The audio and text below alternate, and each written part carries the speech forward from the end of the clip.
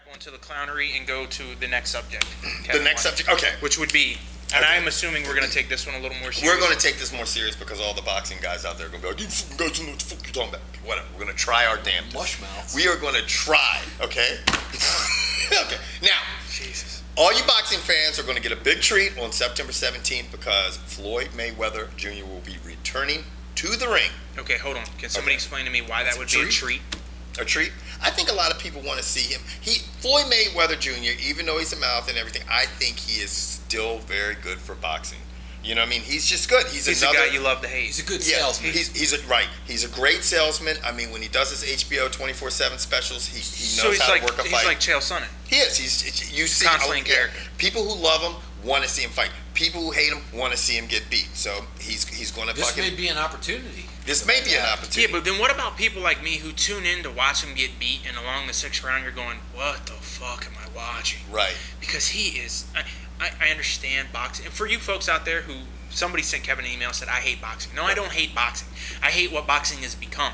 Right. There's people no longer stand and punch and try. It's more, I'm going to just try to outpoint you. And that's the way MMA is starting to get, at least the UFC, because these guys are afraid to lose their jobs. And I don't like, I'd rather see guys go out there and lay it on the line and try to win and not try not to lose. Well, that's why I think a lot of people have gravitated to Manny Pacquiao, because he goes out there and he gives it 100%. And there's other boxers out there. That's one thing the guy who wrote me, in my inbox said, and we're not aware because we're guilty of it. We haven't followed boxing like we've had because we have to follow so many different sports guys. But on September 17th, Mayweather's going to return to the ring against Victor Ortiz, and obviously he will be the favorite. Is this our hallmark moment of the show? Or are we gonna? What do you mean hallmark? Okay, yeah, see the thing is we're gonna do this. We are gonna do this, but learning a little bit about both his fights. Everybody knows everything about Floyd Mayweather Jr. and his father and his uncle. Now I will say this about Victor Ortiz. Everybody's going to have him probably as the heavy underdog, even though he had a tremendous fight against Berto, which really just catapulted into this fight with Mayweather. But there's a lot of people that are going to kind of start to gravitate to Ortiz because, as Jimmy said and has done frequently on the show, he's tried to turn this into Lifetime television. Jimmy, why don't you tell them about the Victor Ortiz and what he came up from and why it's a feel-good story? Well, I mean, if you read anything about the James, can you roll some? I don't want to say any type of homophobic slur or anything, but some type of maybe a rainbow, a pony, or some type of easy listening music. Yeah. Go ahead, Jimmy. Well, I mean, it's basically it's just nice to see that someone has turned their life around. I mean, he was on the streets essentially, I believe, dealing drugs and really headed nowhere and. Kind of like the show if we let him continue.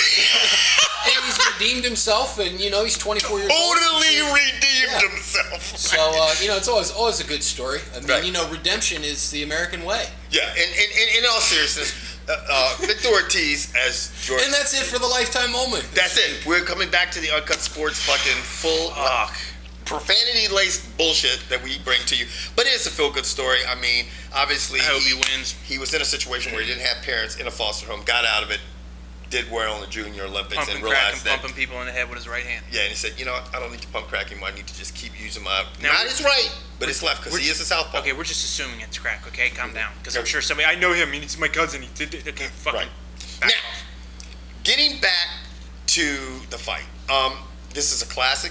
Boxer versus a brawler. Who's the brawler? Ortiz. Ortiz is a straight up brawler. Okay, now with your boxing experience, who usually fares better in a situation where you're going to have one guy who's more technical, the boxer, and you're going to have the other guy who's just swinging for the fences? Is there a certain ratio, like the boxer wins like 80% of the time? I would go with the boxer. How often? Like if I just didn't tell you which boxers it was, just said boxer or brawler, you'd pick the boxer every time? I would pick. There's a lot of factors that come into play. I mean, conditioning comes into play. I'm not asking the ability boxer or brawler. Just on the title of boxer. Okay. I just hope that if he is a brawler, that he comes out and throws the punches, because we just saw someone who allegedly was a brawler in David Hay, and right. I don't know what he's probably. Dancing with the Stars is probably looking for people, and that's Diving with the Stars. Yeah. DWTS could be looking for David Hay. Is he going to come out make the trip across the Atlantic to do that shit? Well, look. Everybody's going to say Mayweather's going to be the heavy favorite, but there are, a few things that are good that lean towards Ortiz. They give him a chance. One of the things are the physical odds are starting to get against Mayweather. And in this fight especially, because you're dealing with a guy that's 24 years old, that is bigger, stronger. You're also dealing with the fact that Mayweather could be a little rusty. He could, he hasn't fought. It will have been 16 months. 16 months. That's tough. I don't care what kind of camp you have, who you're going to spar against, who you're going to bring in. And this guy has so many other things going on in his life. Yeah. It's not like he just has boxing. He's constantly on Twitter. He's making appearances. He's hanging out with 50 Cent. He lives in Vegas. Come on, man. Yeah. He's got to keep track of his uncle. And well, they train him. So right. Yeah. So I mean, he does. He's trying to cover a lot of avenues, and now you got this young guy who's all of a sudden just catapulted into fame, and he's fucking hungry. And I think one of the points is, at least for me, is like when I was watching those fights last night, going back to the challengers. Right. They're hungry, and there's something to be said about people that are hungry and literally fighting for that opportunity. And this guy right here, he's stepping onto a world stage. Right. And, this is quite an opportunity for him. And if he's hungry, it could spell trouble. Now, and I'm going to tell you one other reason it could spell trouble for Mayweather is Ortiz is a southpaw, which, everybody says, generally any southpaw creates problems for a right-handed boxer. I mean, we all know that. Now, a lot of analysts think that the reason that Mayweather took this fight is because Ortiz is a southpaw, he's young, he's quick, and he's got power. So what would that be a perfect tune-up for? Manny Pacquiao. So that also brings into the equation, okay, is he overlooking fighting this kid just to prepare for Manny Pacquiao? Because that could work against him. He could get himself in a fucking situation. Dude, how awesome would it be to watch Ortiz not just go out and win, but dominating fashion? Like, get the fight to be stopped. Think about this.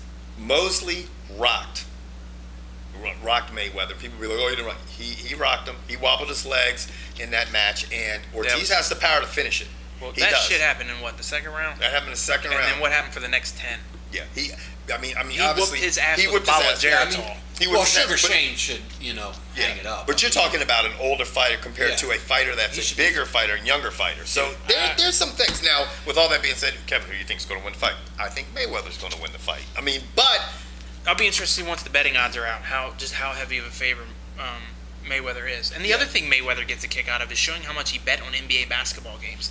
He only shows winning tickets. Why don't you show a losing ticket? Because let me tell you, not everyone wins, not even you. Yeah. No. Let me tell you this. If he does lose this fight, he's costing himself a huge payday. Because the fight with Manny Pacquiao would be a ridiculous payday for both of them. So let me tell you, he's got a lot on the line for this fight. And the same thing's to be said with Manny Pacquiao fighting.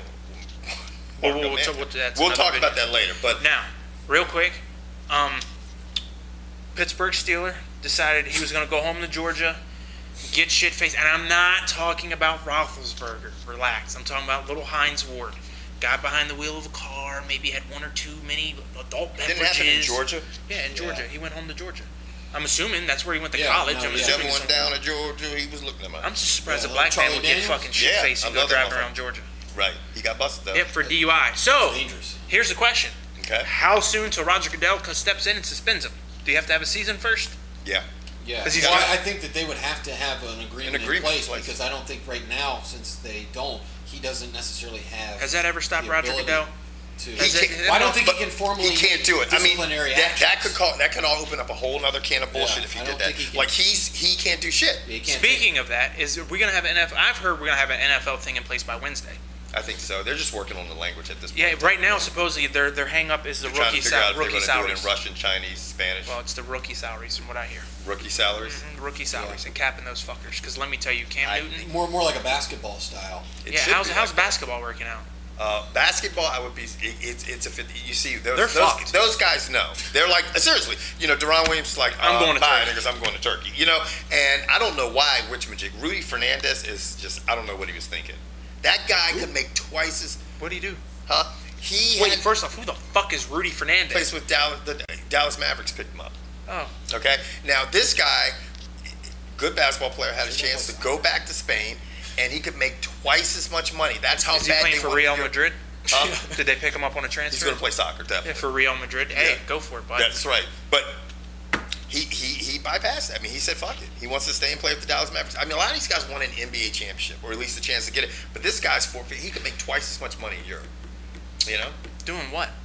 Playing basketball. Oh, and by the way, Yao Ming retired. Yeah. Oh, and on the basketball thing, did you happen to see that Muhammad Ali sent Dirk Nowitzki a signed glove?